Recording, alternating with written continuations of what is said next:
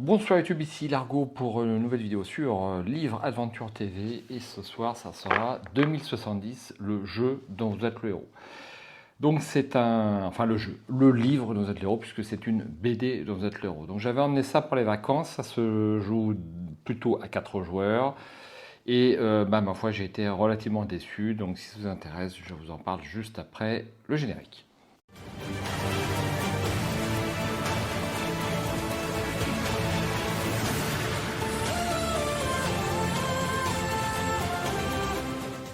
Alors, on jette un œil au pitch avant d'ouvrir la boîte.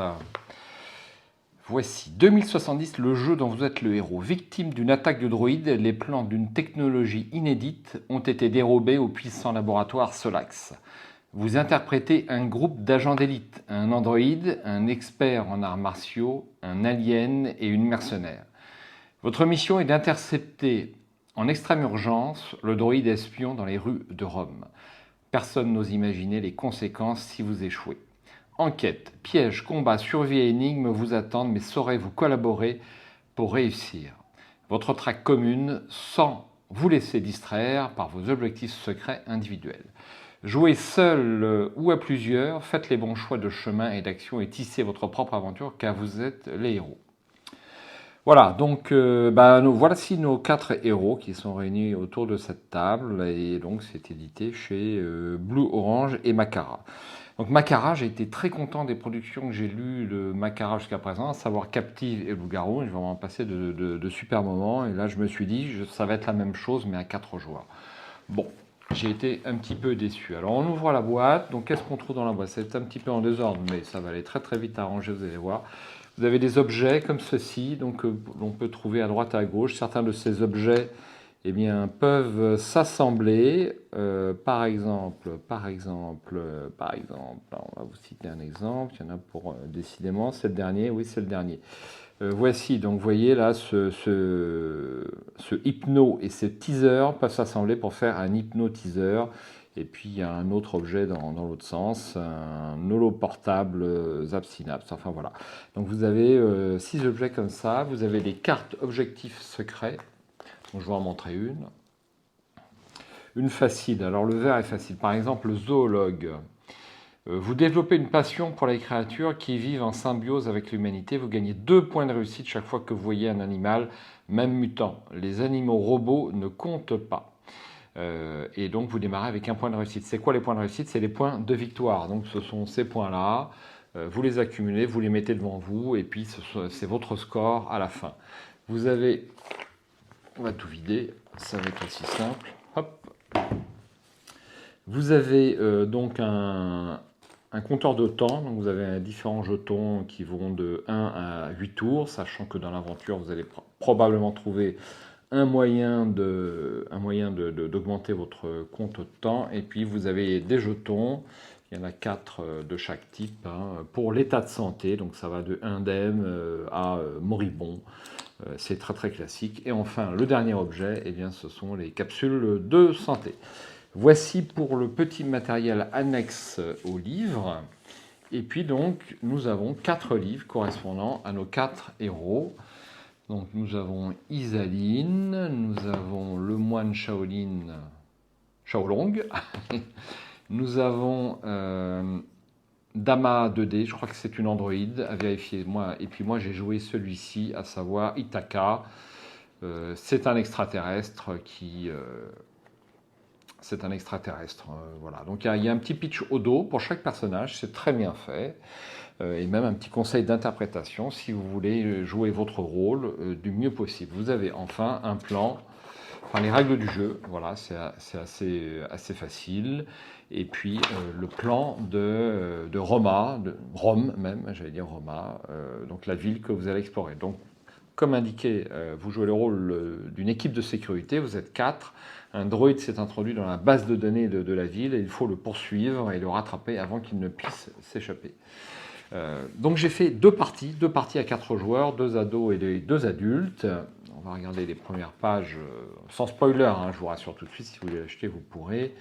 Donc voici le droïde qui s'introduit dans la base de données.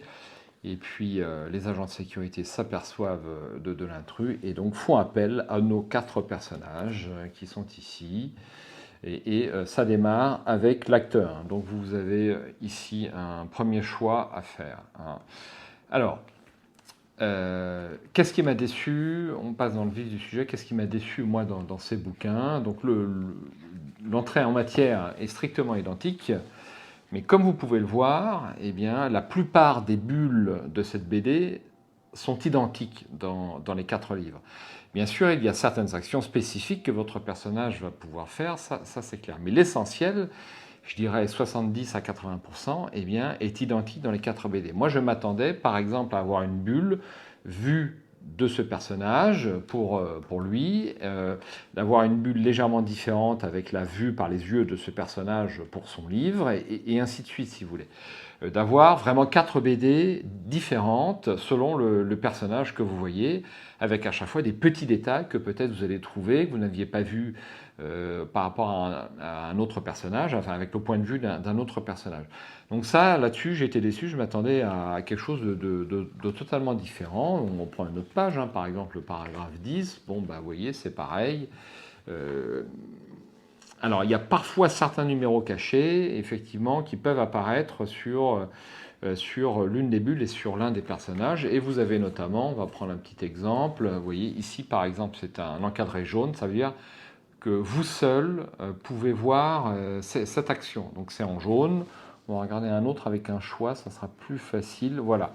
Ici, par exemple, vous pouvez prendre le temps d'une analyse chimique de ce bourbier. Donc, je suppose que c'est l'androïde, voilà. Et vous dites à vos camarades, eh bien, moi j'ai la possibilité de faire ça, et tous ensemble, tous les 4, vous allez prendre une décision si vous autorisez eh bien, ce personnage à faire ce choix. Tant qu'il n'a pas lu la bulle, tout le monde reste au même endroit, et à ce numéro, eh bien, on va vous indiquer ce qu'il faut faire, si vous continuez, si vos amis vous rejoignent ou non. Ce qui nous amène, donc au niveau du choix, à ma deuxième grande déception. Mais avant de parler de cette déception, peut-être parler du dessin. Le dessin est excellent. Voilà, donc comment il s'appelle le dessinateur? Putain, merde, comment il s'appelle? Comment il s'appelle? Ça, c'est à chaque fois dans les BD dans notre héros, j'ai un mal de chien à trouver l'auteur. Ça, c'est galère, et en plus, je crois que l'auteur est le même que Captive ou un autre. Je couperai un montage. Ça, moi, je trouve ça complètement anormal qu'on ne mette pas l'auteur et le dessinateur, s'ils sont différents. Peut-être trouver ça dans la notice. Non, il n'y a rien. À la fin du bouquin, bon, il n'y a rien du tout. Je ne peux pas vous dire le nom de l'auteur. Bon, j'en reviens au dessin, au dessinateur. C'est très très bien fait. Moi, j'apprécie beaucoup le style graphique, semi-réaliste, assez détaillé, bonne proportion. Et par exemple, ce lieu qui est magnifique, c'est l'un des lieux sur la carte d'ailleurs, celui-ci. Je crois que c'est la fontaine de Trévis, comme vous pouvez le voir ici. C'est ceci. Donc c'est très très bien dessiné. Le scénario, l'aventure en elle-même est tout à fait correct. Regardons si on trouve le numéro 6 dans le chapitre 94.